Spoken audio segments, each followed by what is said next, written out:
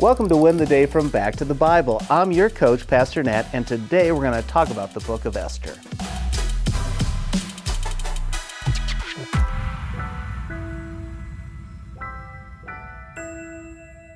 One of the oddest and most memorable movies from my childhood is Who Framed Roger Rabbit. It's an unusual tale of cartoons and humans, and a villain set on eradicating all tunes. Because you're never gonna see it, let me just tell you the ending. The bad guy, who they thought was a human, was actually a tune, but he ends up being destroyed by his own plot and device. A fitting form of justice. Well, the Bible has a similar story that is even better, and it's true. What is that story?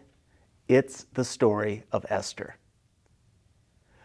The story of Esther fits between Ezra chapters 6 and 7. It's between the Exodus led by Zerubbabel and the Exodus led by Ezra. It provides the only biblical story of the majority of Jews who chose to remain in Persia. Now, we don't know who wrote this book, but we do know that it covers approximately 10 years. The book is split into two sections. Chapters 1 through 4 is an amazing story of plotting, evil, racism, and a threat to the Jews. Chapters 5 through 10 contain the triumph of the Jews and an incredible ending of perfect justice. The Book of Esther is unique in the Bible because the name of God never appears, but His thumbprint is found throughout. How? It's in God's providence. You simply cannot cheat fate. Now, without giving too much away, there is a plot from Haman to destroy all the Jews.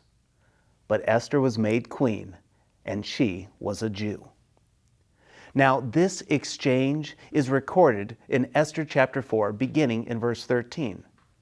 It's there that Mordecai told the messenger to reply to Esther.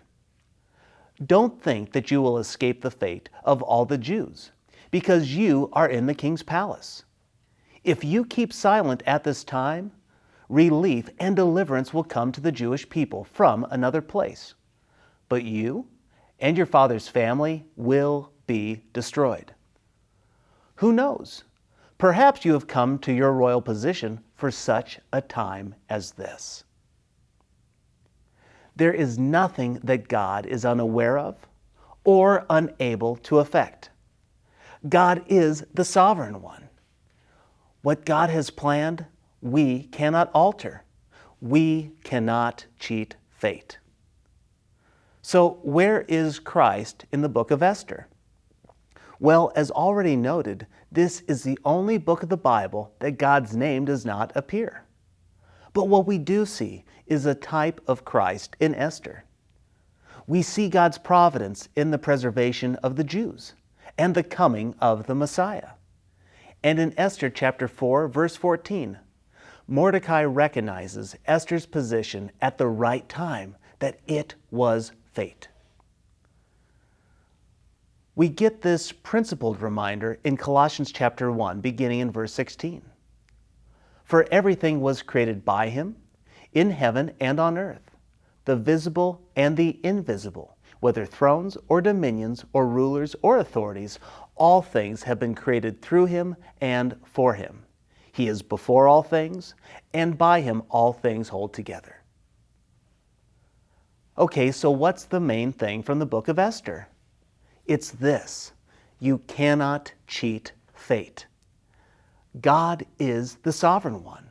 God has a plan, and friend, you are in it. Nothing that happens around us will ever change that. So here's my challenge for you today. Be ready. God has you right where He wants you.